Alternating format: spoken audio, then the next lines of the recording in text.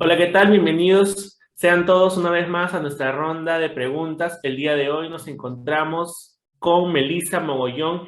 Ella es abogada, especialista en leyes de nueva tecnología, es tributaria en el caso laborales y abogada youtuber. Hola, Melissa, ¿qué tal? ¿Cómo estás?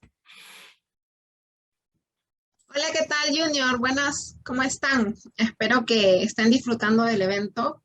Yo contentísima de estar aquí y dispuesta a aportar en lo que sea necesario. Qué bueno, Meli. Meli, cuéntanos un poco acerca sobre lo que tú estás haciendo actualmente. Yo actualmente me dedico a asesorar a negocios con presencia digital, ya sea que estén negocios domiciliados en Perú o fuera de Perú, pero que tengan arraigo legal dentro de Perú. Y básicamente lo que hago es ayudarles con el tema de impuestos, protección de datos, protección al consumidor y derechos de autor. Wow, wow, qué bueno. Y bueno, el día de hoy nos vas a hablar acerca sobre los impuestos digitales en el Perú, ¿verdad? Para Sí, así empezar, es. Melissa, ¿cómo inició los negocios digitales y de los impuestos acá en el país? Bueno, el tema de los negocios digitales, básicamente no hay normativa puntual que hable de estos temas. En realidad, toda la normativa que se usa para los negocios digitales es como de interpretación extensiva a los negocios digitales, pero no es que exista una norma que puntualmente diga de que esto es para negocios digitales, que los negocios digitales tengan que hacer esto. A excepción, por ejemplo, que recién se está comenzando a implementar en el caso de protección al consumidor, pero es algo muy reciente y está muy incipiente, pero en cuestiones de normativa, puntualmente, solamente hay, por ejemplo, pronunciamientos del Tribunal Fiscal, jurisprudencia, resoluciones del Tribunal Fiscal, y más allá de eso, no hay una normativa puntual que diga que hay responsabilidad por parte de los negocios digitales, lo cual no quiere decir que no se tenga que pagar impuestos, y que no hay esa normativa complica mucho más las cosas. Wow, sí. Y este, ¿cuántos, cuáles serían los obstáculos en el cobro de los impuestos digitales? Bueno, uno de los principales obstáculos que tenemos en realidad es que no hay definición legal de cada una de las actividades que se realizan a través de Internet. Entonces, como en el derecho es necesario que existan ciertos conceptos, lo que se está haciendo es como que, bueno, ya, esta actividad se parece a esto en el offline, entonces categoricémoslos por acá. Entonces, eso es lo más complicado de hacer que el ciudadano que tiene negocios digitales pague impuestos. Y otra, que tampoco se está tomando en cuenta la emisión de comprobantes de pago electrónicos, porque muchos piensan, bueno, es que, o sea, simplemente me pagas en el procesador de pago de mi sitio web y directamente se olvidan del comprobante, no lo emiten y no se dan cuenta de que ya hay infracción ahí. Y más aún cuando tenemos en cuenta de que los negocios digitales hacen de que las operaciones sean bancarizadas. Por eso que les digo la importancia de buscar la forma de declarar, porque son operaciones que sí son fácilmente detectables. ¿Y cuáles son los pasos que se deberían realizar para poder realizar este pago que nos estás explicando? Básicamente depende de la actividad que estás realizando puntualmente. Por ejemplo, si tú estás teniendo ingresos por criptomonedas, los ingresos por criptomonedas son múltiples las formas bajo las cuales se puede declarar. Se puede declarar como renta de segunda, renta de tercera, incluso hay operaciones que se podrían declarar como renta de cuarta. Y sobre todo, ¿de qué depende? ¿Dónde vas a tener que declararlo? Del tipo de actividad que estás realizando con la criptomoneda puntualmente. No es lo mismo declarar una compra-venta que declarar cuando estás invirtiendo en la bolsa de valores, cuando compras activos que vas a invertir dentro de la bolsa de valores y ese ingreso, ese beneficio lo obtuviste gracias a la criptomoneda, por ejemplo, o cuando eres un minero, cuando minas. Entonces, tampoco cuando eres broker. Entonces, ahí hay que analizar qué tipo de servicio o qué tipo de actividad te está generando ese dinero que ingresas gracias al Bitcoin. Porque una cosa es, lo ingresas sí, tu capital de repente o tu base fue el Bitcoin, pero para que ese Bitcoin se convierta en dinero que pueda ser ingresado a cuentas bancarias, tuviste que hacer una serie de actividades. Entonces, hay que identificar ahí el acto que genera ese impuesto. Otro problema que también hay que detectar cuando se emiten o básicamente se trata de diferenciar qué es lo que genera ese impuesto, cómo se paga el impuesto, es que imaginemos que tú tienes, no sé, una página web, un canal YouTube, entonces estás recibiendo de repente ingresos por Google AdSense. Entonces, la categoría de Google AdSense en muchos casos se considera como renta de tercera. Y esto es una pega que le ponen aquí los emprendedores y es una de las principales quejas que tienen cuando vienen a mi consulta, que me dicen, bueno, renta de tercera, o sea que termino pagando 29.5%. Sí y no. Hay formas de lograr que se optimice mejor la base imponible, que se optimice mejor la parte que va a tener que ser pasible de pagar impuestos. Y otra cosa que también se olvidan es que los negocios digitales podrían gozar de exoneraciones tributarias. Ojo, una exoneración tributaria no quiere decir que no estés obligado a declarar ni que no estés obligado a pagar impuestos. Una exoneración tributaria quiere decir que puntualmente en un aspecto de tu contabilidad tienes cierta ventaja tributaria de no pagar el impuesto, lo cual no significa que no tengas que declararlo. Wow, ya. Y Melissa, con respecto a las personas que se dedican al marketing de afiliados, ¿cómo tienen que declarar sus impuestos cuyos clientes finales vienen del Perú o el extranjero? Eh, con la parte del marketing de afiliados, lo que pasa es que hay dos supuestos ahí. Cuando la compra se realiza a nivel nacional, a nivel local, y cuando la compra se realiza a nivel internacional. Dentro del supuesto de nivel internacional hay que diferenciar que hay ingresos en Estados Unidos, hay ingresos en la Unión Europea y hay ingresos alrededor del mundo. ¿Por qué tenemos que hacer esa diferenciación con el ingreso del extranjero? Porque ese dinero al ingresar al Perú viene como renta de fuente peruana. Y el Perú tiene tratados internacionales que impiden la doble imposición tributaria. Entonces, ¿qué significa esto de la doble imposición tributaria? Que si pagaste tu impuesto afuera no quiere decir que lo vas a volver a pagar acá. Es por eso que hay que tener especial cuidado cuando se trata de declaraciones de impuestos del ingreso de Hotmart, ¿ya? Porque no es lo mismo realizar una declaración y pagar el impuesto del ingreso que se tiene dentro de Perú, porque de ese ingreso dentro de Perú te toca pagar el IGB y la renta. En cambio, del ingreso que viene del extranjero, vienes exonerado del IGB. Y la renta que pagas del extranjero no es la misma que vas a pagar dentro del Perú. Por ejemplo, la renta de fuente peruana podría ir desde el 1.5% hasta el 29.5% si estás, por ejemplo, dentro de renta de tercera, que es lo que se categoriza los ingresos de Hotmart. Pero si viene el ingreso del extranjero, el pago del impuesto a la renta es escalonado, si es que corresponde pagar impuesto a renta. Ese es otro detalle. Por eso que hay que tener especial cuidado de realizar tus declaraciones de manera organizada, ordenada. Diferenciar si el ingreso viene de Europa, si el ingreso viene de alrededor del mundo o si el ingreso viene de Estados Unidos. Normalmente cuando viene de Estados Unidos ya te retienen el impuesto. Y cuando viene de la Unión Europea también. Y ya te suelen retener el impuesto. Esa es la facilidad que da Hotmart. Hotmart ya descuenta, lo cual no quiere decir que no tengas que declarar ese impuesto, simplemente que tienes que diferenciar que ese impuesto ya lo pagaste y le tienes que avisar a SUNAT que ese impuesto ya lo pagaste. Hay otro detalle también, que cuando se hace el Hotmart le tienes que avisar a la SUNAT, darte de alta como exportador de servicio para que se te aplique esas exoneraciones, porque si no te diste de alta como exportador, pagas tu renta tal cual. Por eso que es importante informarse bien, asesorarse bien de los pasos que tenemos que dar para no cometer este tipo de errores que te pueden costar pérdidas de dinero innecesarias. Ya. Y al momento de hacer declaraciones en impuestos en criptomonedas, ¿qué se hace cuando solo tienes como refugio? ¿O solo pagas impuesto cuando lo conviertes en dólares o soles? O sea, cuando solamente el beneficio viene a raíz del tipo de cambio. Ujú. Entonces, en esos casos tendríamos que considerarlo como un ingreso que no se da directamente por el Bitcoin, sino por el cambio de divisa.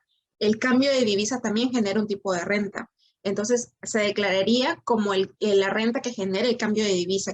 Ya. Y también hay variantes con respecto a el estado, por ejemplo, alguien compra un Bitcoin en el extranjero, pero en ese momento estaba acá y esa persona lo retira, pero hay algún tipo de cambio cuando ya lo obtiene acá por el alza y el baja de la divisa.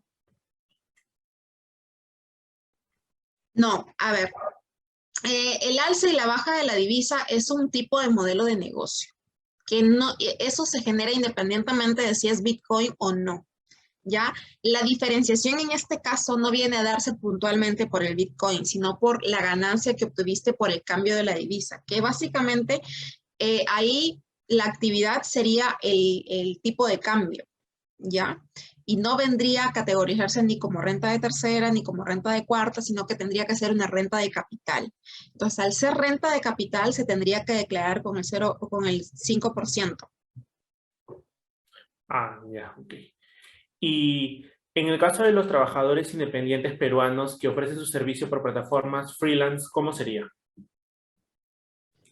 Ese es otro detalle. Cuando se ofrece los servicios a través de plataformas freelance, en el caso de los freelance, el detalle está en que tienes que emitir comprobantes de pago. Muchas veces la gente se sorprende, no, pues, pero es que yo ni conozco al cliente, no sé ni quién me ha pagado. Sí, pero tú estás sujeto a las condiciones de contratación de la empresa en la cual estás promocionando tus servicios.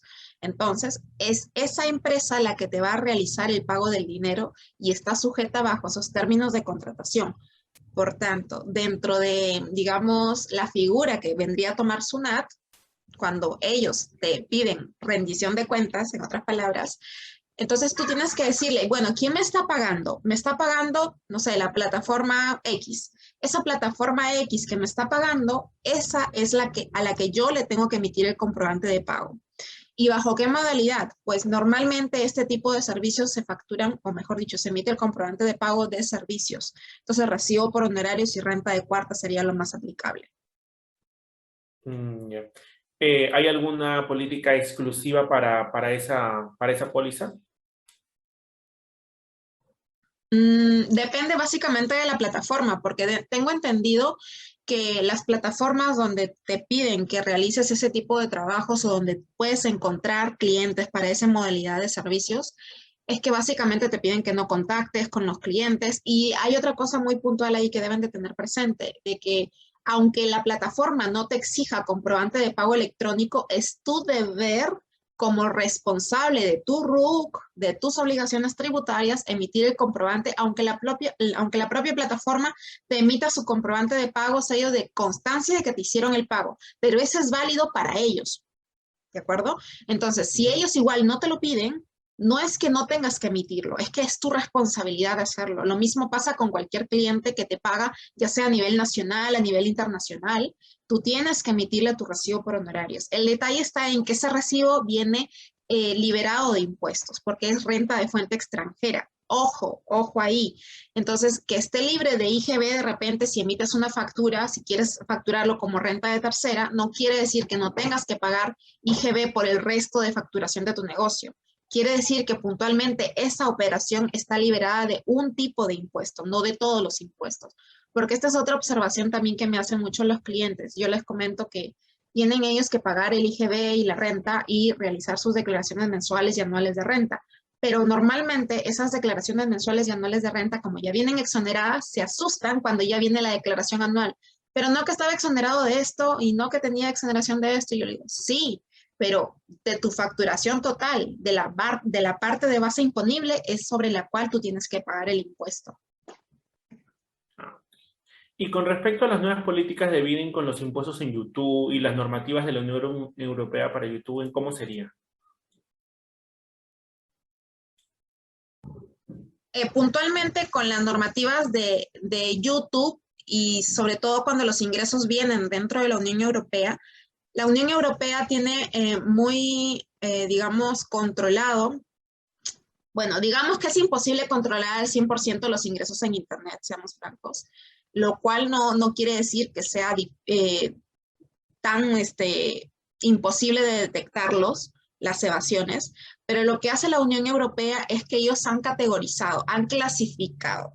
Dentro de las clasificaciones que se realizan, es que ellos dicen de que todo lo que consideran infoproductos son grabados de impuestos. Nótese ahí el detalle, infoproductos. Lo cual, ¿qué quiere decir? Que los ingresos que se obtienen a través de YouTube por visualizaciones que hay dentro de la Unión Europea, entonces esas visualizaciones que vienen dentro de la Unión Europea, según esa normativa, no están grabadas de impuestos. Lo que no pasa igual con los infoproductos que vendes a través de Hotmart. Si vendes infoproductos a través de Hotmart, sí hay retención de impuestos y directamente Hotmart lo paga al VAT-MOS. VAT-MOS es una ventanilla única que hace de que todos los países de la Unión Europea puedan cobrar sus impuestos en un solo lugar digital, ¿ya? Y esa ventanilla digital está abierta para todos los negocios que están fuera de la Unión Europea. Y puntualmente, en el caso de YouTube, no hay impuestos dentro de YouTube si están dentro de la Unión Europea. No pasa lo mismo con Estados Unidos. Estados Unidos sí graba impuestos de YouTube. En la Unión Europea no. Y tengamos en cuenta que ¿por qué hago esa diferenciación entre la Unión Europea y Estados Unidos? Porque en Estados Unidos el sistema fiscal es muy distinto a la Unión Europea. Si bien es cierto, son dos normativas muy restrictivas en cuanto a impuestos, es que a ellos es recontra difícil evadirles impuesto, porque te detectan hasta debajo de las piedras, incluso estando fuera de su país. Entonces, el detalle está que cuando estás dentro de la Unión Europea, te vas a dar cuenta de que cada país que pertenece a la comunidad de la Unión Europea tiene su propio IVA, su propio IRPF, que en el Perú vendríamos a llamar el impuesto a la renta. Ah, sí. Y si, como tú misma nos explicas, en el caso de los impuestos en los Estados Unidos, si se llegan a dar cuenta de que allá evadir los impuestos, ¿cuáles serían los cargos que tendría esa persona? Pues simplemente que te van a impedir que saques cuentas bancarias, te van a cerrar tu cuenta, por ejemplo, de Google, te van a mandar notificaciones, requerimientos de información, pueden reportar a SUNAT mismo porque tienen convenios internacionales con SUNAT, así que no es tan sencillo burlarse de normativas como la de Estados Unidos o de la Unión Europea. Mm. Y sobre las licencias comerciales en los negocios digitales.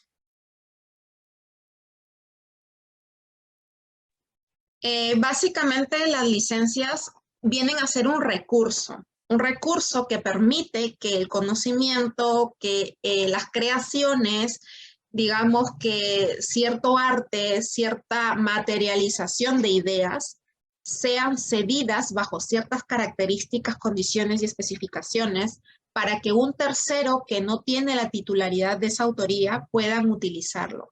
Dicho en español simple, te doy el permiso para que uses mi libro, te doy el permiso para que puedas usar mi video.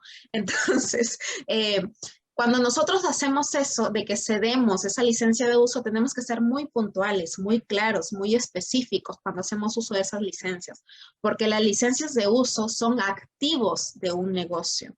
Sí, cada video, cada contenido, cada imagen, cada recurso que tú subes a internet es un activo de tu negocio. Si empezáramos a ver nuestras creaciones como activos, entendiéramos la importancia de protegerlos y usar las licencias de uso. Ya. Tú estabas hablando acerca sobre que es uno de los requerimientos. ¿Cuáles son los otros requerimientos que te piden para obtener las licencias? Una licencia de uso puede ser usada como tal cuando hay, por ejemplo, una prueba, un registro que te acredita primero como titular de esa creación y segundo, de que esa creación obviamente es original, es inédita, ha sido nacida de tu intelecto, de tu creación propia. Entonces, básicamente son los dos requisitos. Nótese aquí que no digo que tenga que estar registrado, porque mucha gente confunde que, ay, bueno, es que me robaron mi curso, es que no lo tengo registrado, bueno, ya no puedo hacer nada. Una cosa es que no esté registrado, por ejemplo, en Indecopy o en una autoridad que tutela los derechos de autor, y digo tutela porque ellos te dan una huella, un certificado con validez legal, para que puedas tú reclamar e iniciar un proceso judicial y que te asegures de que ese proceso judicial va a prosperar. Y otra cosa muy distinta es creer que porque no lo registré no tengo derechos de autor. ¿Ya? Uno tiene derechos de autor por el solo hecho de ser el creador original que materializó esa idea. ¿Ya? Entonces, como único requerimiento se quiere que esa creación sea original y que tengas la prueba de que fue tuya. Que sí, es cierto, es más complejo ceder una licencia de uso cuando no tengo el registro, sí, es más delicado, más complejo. Primero, porque la persona que va a recibir la licencia de uso te va a preguntar, ¿y cómo sé que es tuyo? ¿Dónde está el certificado? ¿Qué me puede acreditar a mí que no es de otra persona esto y yo me vaya a ganar problemas?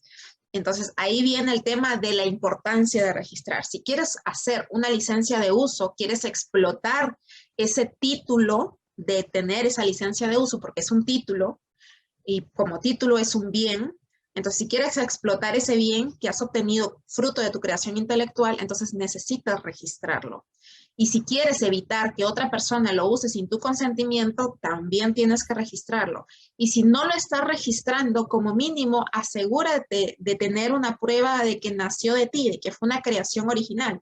¿Cómo lo puedes hacer? El autoenvío de correo, ya sea físico o digital.